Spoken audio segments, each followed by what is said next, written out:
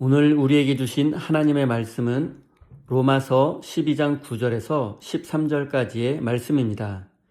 다 같이 화면을 보시면서 함께 읽겠습니다. 사랑에는 거짓이 없어야 합니다. 악한 것을 미워하고 선한 것을 굳게 잡으십시오. 형제의 사랑으로 서로 다정하게 대하며 존경하기를 서로 먼저 하십시오.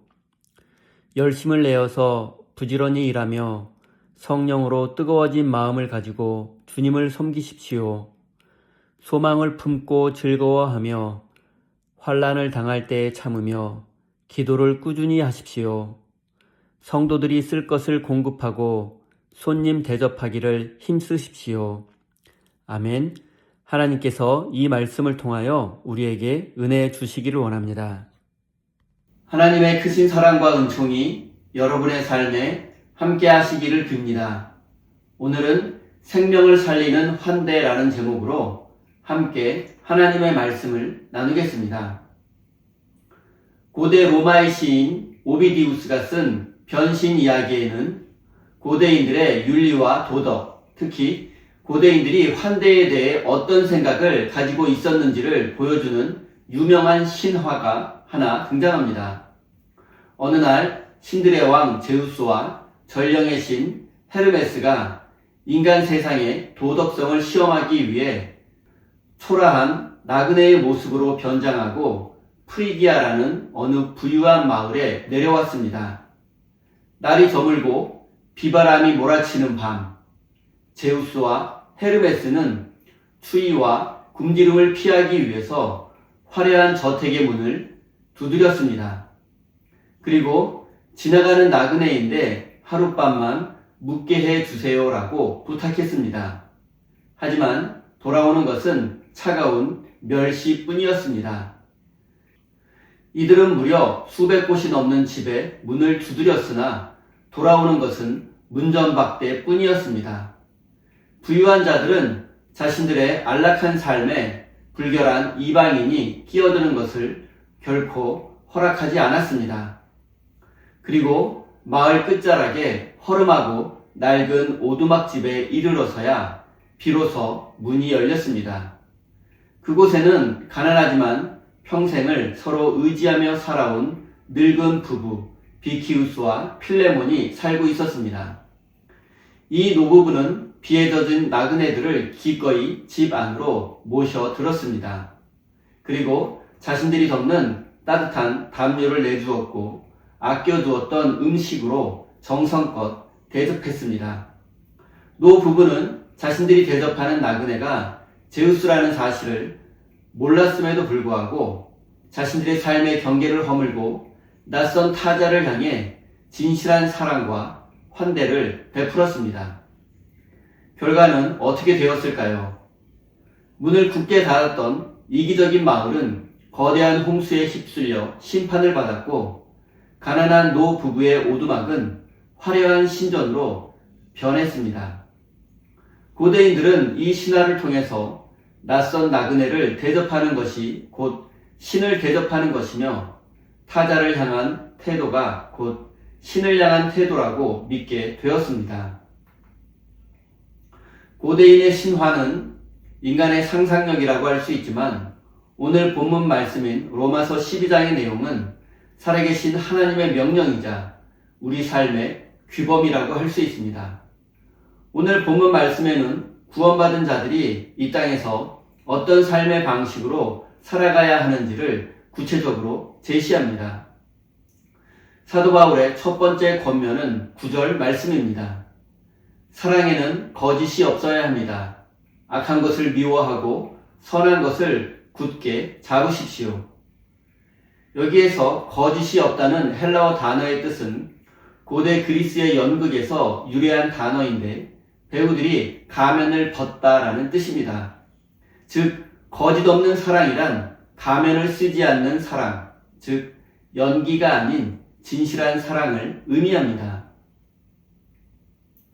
오늘날 많은 사람들이 보이지 않는 가면을 쓰고 살아갑니다. 속으로는 상대방을 판단하고 질투하고 미워하면서도 겉으로는 친절한 미소를 짓는 교양의 가면. 나의 이기적인 믿음을 감추기 위해 종교적 언어를 남발하는 경건의 가면을 쓰고 살아갑니다. 그러나 성경은 우리에게 형제를 향한 사랑에는 가면을 벗고 진실한 모습으로 해야 한다고 말씀합니다. 10절입니다. 형제의 사랑으로 서로 다정하게 대하며 존경하기를 서로 먼저 하십시오. 성경은 무엇이 진실한 사랑인지 구체적인 실천 방안을 제시합니다. 그것은 바로 형제 사랑입니다. 고대 로마 제국은 철저한 계급 사회였습니다. 귀족과 평민, 자유인과 노예, 로마인과 야만인, 남자와 여자의 차별이 뚜렷했습니다. 그런데 교회라는 공간 안에 들어오면 놀라운 기적이 일어납니다. 주인이 노예의 발을 씻겨주고 부자가 가난한 자를 섬겨줍니다. 교회 안에서 그리고 그리스도 안에서는 주인도 노예도 부자와 가난한 자도 모두 하나님 안에서 형제 자매이며 모든 차별이 사라지게 되기 때문입니다. 이것은 내 앞에 있는 초라하고 가난한 형제가 사실은 나와 똑같이 하나님의 거룩한 형상으로 지음받은 존재이며 예수 그리스도께서 피 흘려 구원하신 존귀한 존재라는 사실을 깨달았기 때문입니다. 사랑의 출발점은 상대방을 존중하는 것에서부터 시작됩니다.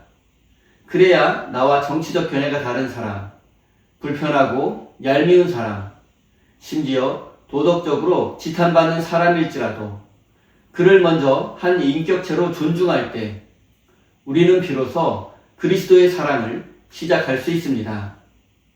사랑하는 성도 여러분, 교회를 포함한 모든 삶의 현장에서 교양과 종교의 가면을 쓰고 사람들을 대하지 않았습니까? 겉으로는 다정하게 웃으면서도 속으로는 남을 정죄하고 깎아내렸던 이중성이 우리에게 있지 않습니까? 이제는 모든 가면을 벗어버리고 우리 곁에 형제 자매를 진심으로 존중하는 믿음의 사람이 되시기 바랍니다. 11절입니다. 열심을 내어서 부지런히 일하며 성령으로 뜨거워진 마음을 가지고 주님을 섬기십시오. 뜨거워진 마음으로 번역된 헬라어 단어는 제온테스이며 물이 펄펄 끓어오르는 상태를 의미합니다.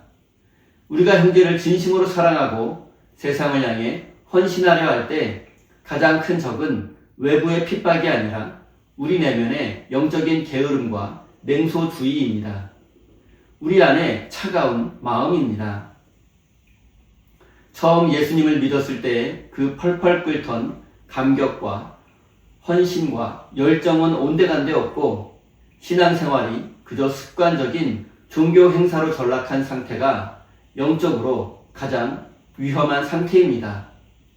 그렇다면 어떻게 해야 뜨거워진 마음을 계속 유지할 수 있습니까? 그 비결은 12절입니다. 소망을 품고 즐거워하며 환난을 당할 때에 참으며 기도를 꾸준히 하십시오. 초기 기독교인들은 박해를 받았고 극심한 환난 속에서 살았습니다. 그러나 그들은 견뎌냈고 심지어 즐거워했습니다. 그들에게는 부활에 대한 소망이 있었기 때문입니다. 이 세상에서의 삶이 전부가 아니라 영광스러운 하나님 나라가 완성될 것이라는 그 소망이 그들의 마음을 계속 뜨겁게 하는 힘이 되었습니다. 그리고 그 소망을 유지하는 비결이 바로 꾸준한 기도 생활입니다. 기도에 항상 힘쓴다는 것은 내 힘과 내 윤리적 의지로는 이 험한 세상을 이겨낼 수 없음을 인정하는 것입니다. 하나님으로부터 공급되는 힘을 통하지 않고서는 우리는 결코 부지런히 주님을 섬길 수도 환난을 참아낼 수도 없습니다. 사랑하는 성도 여러분, 어느새 세상의 염려에 짓눌려 영적인 뜨거움을 잃어버리고 나태해진 우리의 믿음을 회개해야 합니다. 당장 눈앞에 닥친 고난 때문에 쉽게 누군가를 원망하고 불평했던 우리의 연약함을 회개해야 합니다.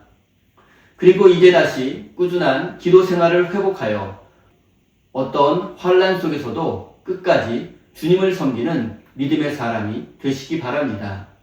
13절입니다. 성도들의 쓸 것을 공급하고 손님 대접하기를 힘쓰십시오. 이 말씀에서 대접한다는 단어는 환대, hospitality입니다. 초대와 환대는 비슷한 것 같지만 사실 의미가 다릅니다. 초대는 내가 주도권을 가지고, 즉 내가 원하는 시간과 내가 원하는 장소에 그리고 내가 원하는 사람들을 부르는 것입니다. 하지만 환대는 이런 통제권을 내려 놓아야 합니다. 손님과 나그네는 내가 준비된 시간에 찾아오지 않습니다. 앞서 말씀드렸던 신화 속 나그네들처럼 비바람이 치는 밤, 내가 가장 피곤하고 쉬고 싶을 때 불쑥 나의 삶의 경계를 침범해 들어옵니다. 환대는 나의 돈을 지출해야 하고 나의 시간을 내어 주어야 하며 때로는 나의 삶의 질서를 무너뜨리기도 합니다.